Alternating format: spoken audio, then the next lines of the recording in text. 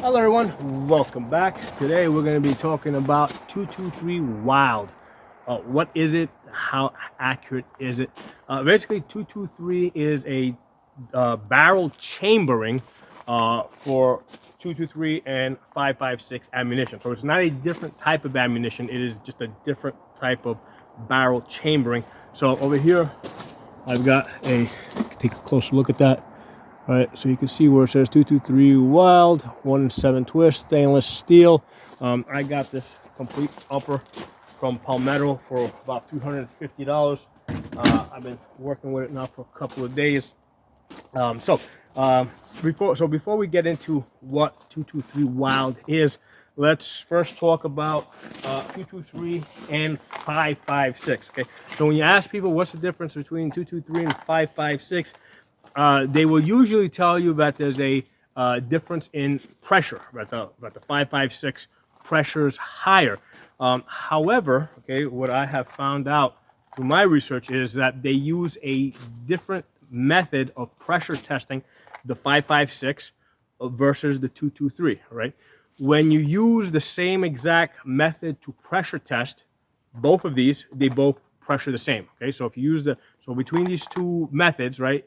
If you use let's say the one that's normally used on 223, if you also use it on the 5.56, they come out the same. Likewise, if you use the pressure method for 5.56, also same exact method on 223, that also comes out the same. Okay, so the pressure difference is not different. Okay, now traditionally, it was known that you could shoot a 223 in the 5.56 barrel, but not in reverse.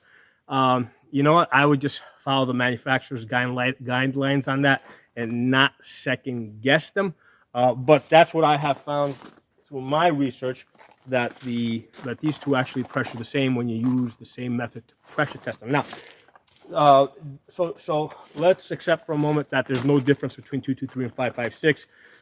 There is a difference in the barrel chambers. Okay, the 223 barrel chamber is a little bit tighter, and the reason for that is the 5.56 was developed as a military round, and the military shoots other things besides full metal jacket, right? Other things besides a lead bullet wrapped in copper. They also shoot incendiary rounds. I believe at various points they were experimenting with even explosive bullet heads. I don't know how successful that was. Tracer rounds. Okay, so if you're going to create an incendiary round or a tracer round, you have to basically hollow out the inside of the bullet to hold that chemical to produce that flame, right, or that flare. So when you do that, right, what happens is if you want to maintain the same weight of the bullet, right, the bullet is going to end up being a little bit fatter or a little bit bigger. So that's why the 5.56 barrel chamber, right, the chamber in the barrel is slightly bigger to accommodate tracers and incendiary rounds. Okay, so the difference is in the barrel chamber, not in the ammunition itself. Okay? So for that reason, people have often said that that 223 shot out of a 223 barrel is more accurate than 5.56, and and that would be the reason why, because everything is just tighter. So this guy came along by the name of Wylde. I forgot what his last name is. And he basically kind of blended the two, so that, and I'm not sure exactly what he did, but he created a 223 barrel chamber that was basically rated to also accept 5.56. Okay. Now, I don't know exactly how he did it, to what extent he changed the tolerances.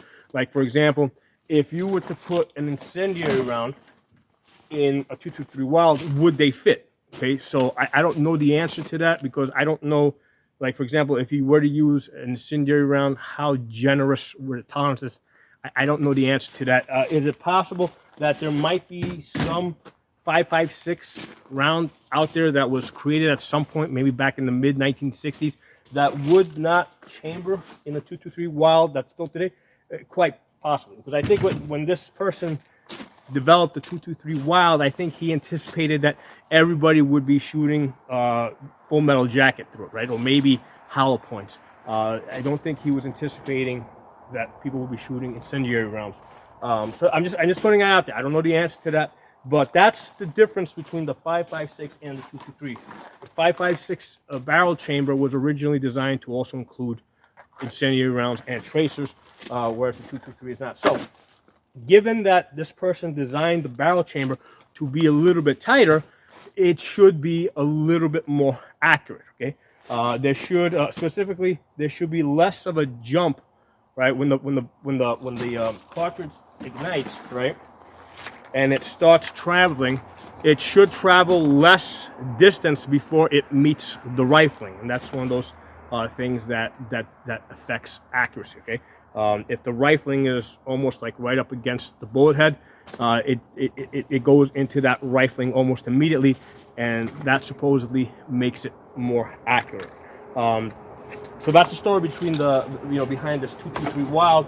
What it is, it's basically it's a 223 barrel chambering that's rated to be shot with commonly sold 5.56 and 223. Now, let's talk about accuracy. How much more accurate is it? Now, I only have a sample of one to talk to you guys about, right? I have lots of 5.56 rifles. I don't have any that are like solely 223. So all my AR rifles are all 5.56, and this is actually the first one that I have here that is a that is a 223 Wylde. So I don't have a huge sampling of 223 Wylde barrels to talk about, but I can tell you about my experience so far. Okay, so I have here now like I said, both of these are 18 inches. Let's put this to the side. Okay, now this one over here, like I said, this is a Palmetto 223 Wylde. This is a Ruger MPR 5.56 caliber. Both 18-inch barrels. Okay. So yesterday I was shooting both of those guns, and with the Ruger MPR, which is a 5.56 chambering, my best group, and I did another video on this, was a 1/2 inch at 100 yards. That was my best group, and I hit 1 inch over here. I hit 1 inch over here, so I've got two 1-inch groups. I got a group here of about 1.5 inches. All right, and I got a 2-inch group over here, right? So that Ruger MPR with good ammunition, right? I shot it with both the X-Tacs and 223. So the X-Tacs up here, I got that was a 2-inch group, and the 1-inch group here. The 77 grain Sierra Match Kings do better. That gives me a 1-inch group more consistently, and it gave me that 1/2 inch group, and it's given me another occasion that's given me 3/4 inch groups. Okay, so I've gotten plenty of 3/4 inch groups. So that's the 5.56 barrel. So we've got over here, I got the 223 Wylde. Okay, and let's take a look at here. And I shot this several times with both those ammunitions, right? So with the 77 grain, I got 1.75 inches.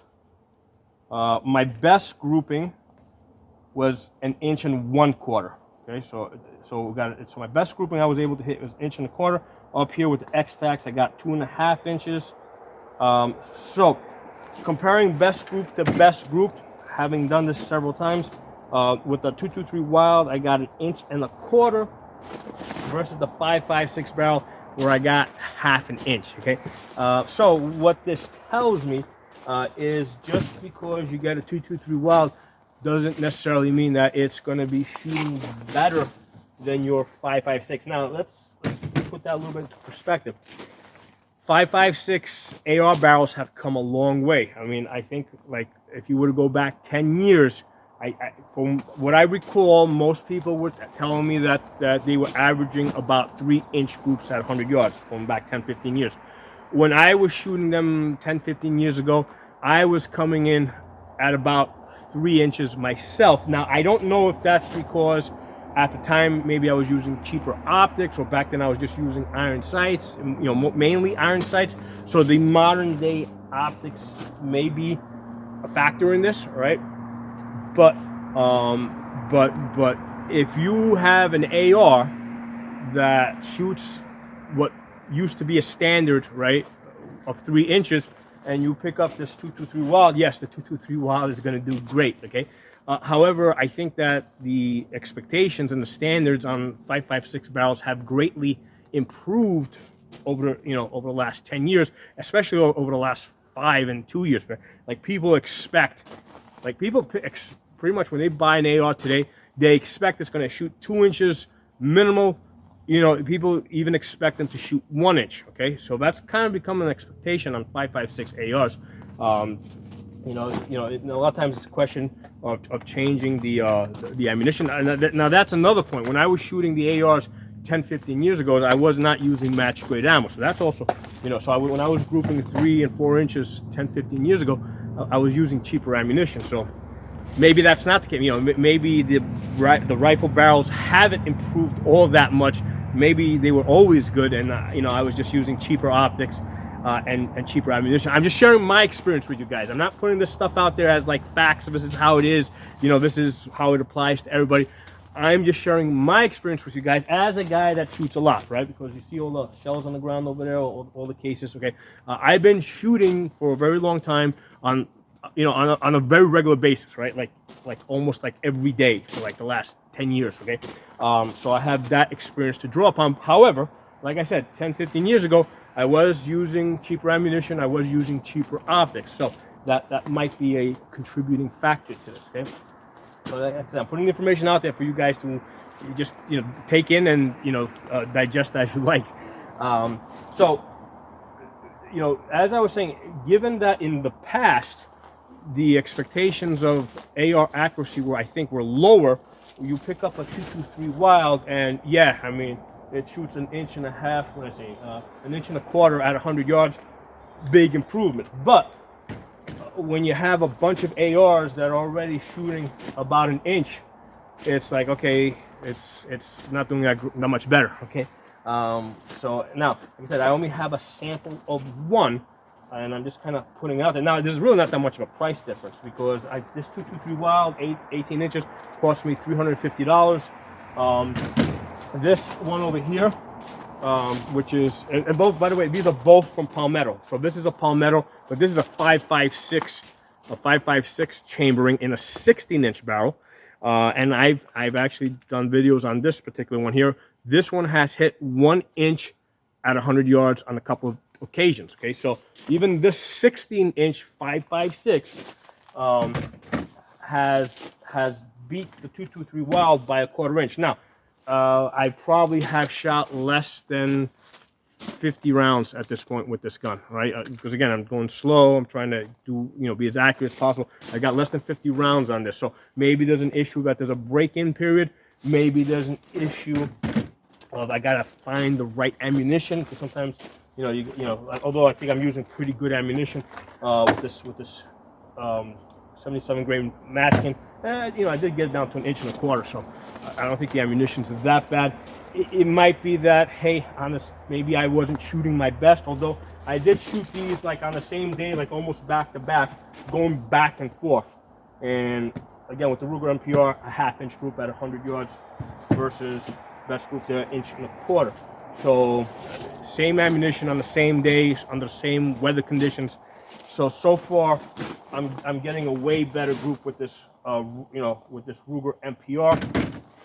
I'm getting a better group so far with this Palmetto with the 16-inch barrel in the 5.56 chambering.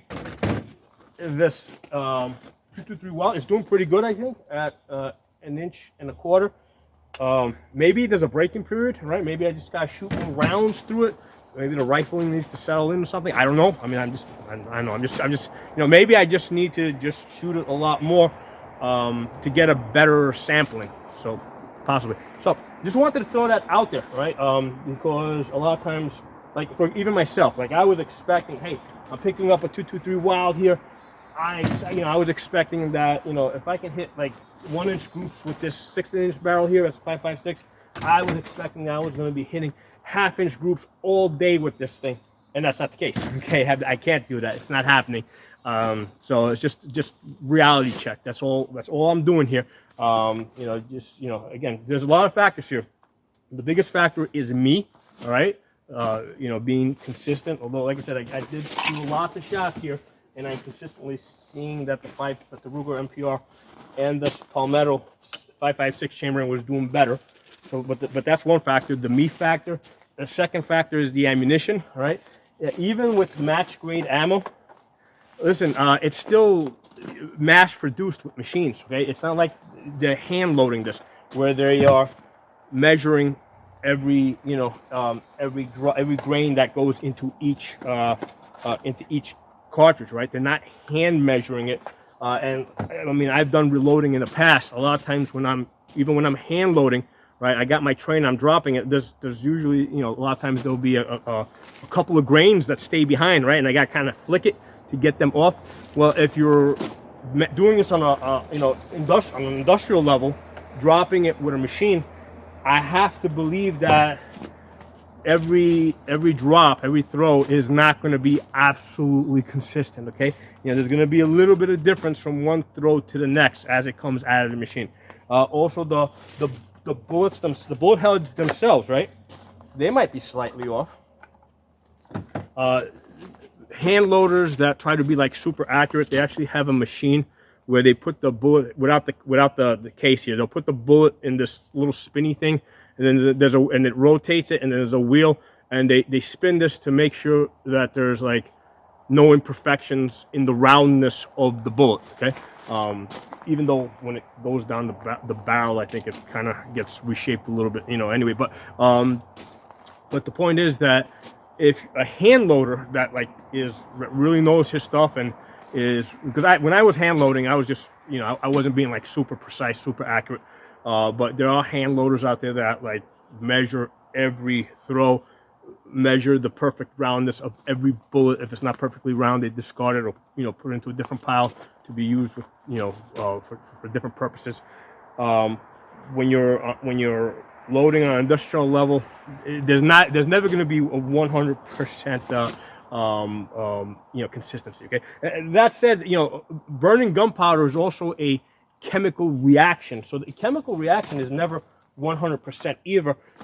Going back to my high school chemistry class now, thinking back, I don't know, I guess I'm almost 40 years back. From what I remember, no chemical reactions are never 100%. So even under lab conditions, a chemical reaction or chemical burning is usually about 97% under best conditions. Now, when we say 97%, that means that you might have one that's like 97.1, another one that's 97.2, another one that's like 96.99. So chemical reactions in and of themselves are never perfect. So these are all factors, right? That's why you can never get the bullets to go in the same hole, right? Because each burn is slightly different, but even by a tiny percentage, it's slightly different. And of course, the other factor when you're shooting outdoors like this is the wind. Okay, even though there's hardly any wind today, there's still a tiny little bit of wind, and even if there's like zero wind over here, there might be some wind down there. So that's another factor that needs to be considered. So anyway, I just wanted to put that out there in case you guys, for those of you guys that are not aware of what a 223 Wylde is or that it even exists, now you know, right? It's a barrel chambering that shoots 223 and 5.56, and also 22 long rifle if you've got a 22 conversion bolt. And for those of you that are aware of it but were wondering how much more accurate it is, it depends. If you've already got accurate ARs that shoot like half inch to 1 inch groups, there's no guarantee that the 223 Wylde is going to be more accurate if you already got ARs that are that accurate. However, if your ARs are like shooting 3-inch groups, yeah, that's probably going to be more accurate. Although there might be some other things to consider, like your optics. Things like, for example, is your scope or your dot secure on the rifle, or is there any movement? You know, a lot of times when I'm training people, they come to me and I'll, you know, again, new shooters, I'll go like this and I'll see that this thing's moving, you know, or the dot or whatever they got, you know, their iron sights, you know, whatever they got on the rifle. I'll go like that and it's moving. So that's another thing to consider. So anyway, drop some comments below if you have any experiences with 223 Wylde. Please let me know. Let me know what your experience is as far as accuracy, so we can kind of build up a database that we can share with each other. Talk to you all soon.